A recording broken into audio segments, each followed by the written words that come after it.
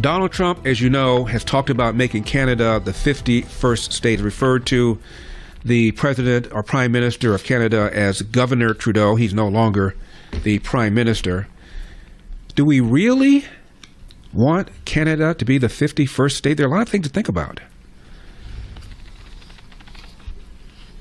Canada is on track for its worst decline in 40 years, according to Canada's Fraser Institute, which is a free market think tank.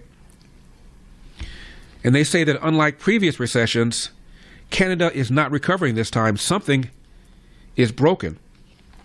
According to the Canadian Financial Post, since 2019, Canada has had the worst growth out of 50 developed countries. Inflation-adjusted Canadian wages have not risen since 2016. I repeat, adjusted for inflation, Canadian wages have been flat since 2016. Canada's per-person real GDP is falling. And the U.S. is 75% of Canada's exports, which means tariffs could really pose a major, major problem for the Canadian economy. Incomes in Canada are at West Virginia level. House prices are at Los Angeles level, and Canadian taxes are halfway to the Soviet Union level. It is not rare for a middle-class family in Canada, according to the Mises Institute, which is a libertarian think tank, it is not rare for a middle-class family in Canada to pay half of their income in taxes. Canada's official food inflation is up 25%, energy up 30% since the pandemic, thanks to the carbon tax, because Lord knows Canada needs to do something about climate change. Sales tax in most Canadian provinces is between 13 and 15% on everything you buy. Canadian bankruptcy filings jumped 40% last year. Half of Canadians have zero emergency savings. Violent crime rate since 2014, up 40%. A poll of Canadians found that 7 in 10 Canadians agree that, quote, Canada is broken. 8 in 10 between the ages of 18 and 35 agree with the following statement: Canada is broken. 42% of Canadians are considering moving to another country. So the question is, what's changed? 2 words: Justin Trudeau.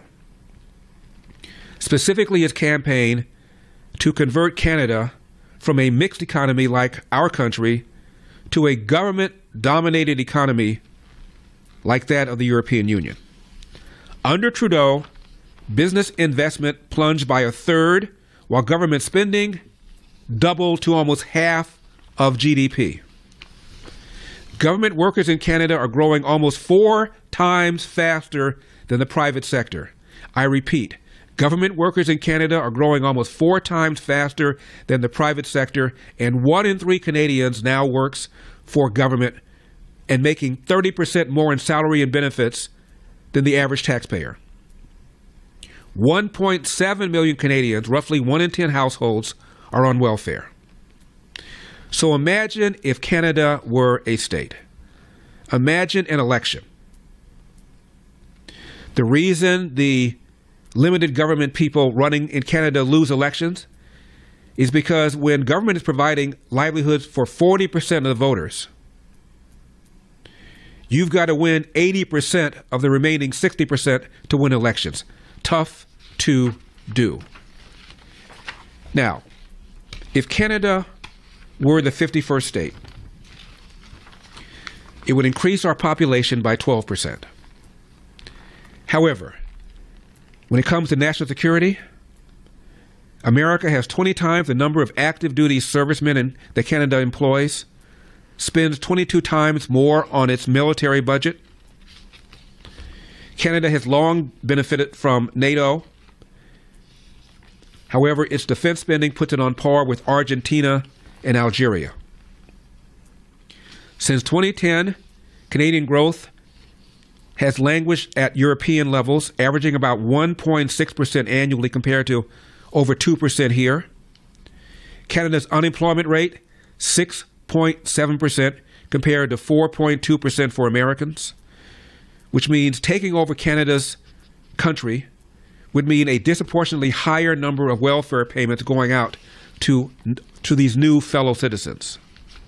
If Canada were to enter as a state, it would almost certainly elect Democrats or politicians aligned with Democrats. That would mean 2 more Democrat senators in Washington, D.C., and even worse in the House of Representatives, where at current levels, there would be 1 new congressperson for every 780,000 Canadians, or at least 51 new House members. Most, if not all, would likely be Democrats. So do you really want Canada to be the 51st state, Mr. Trump? I urge you to think long and hard about this.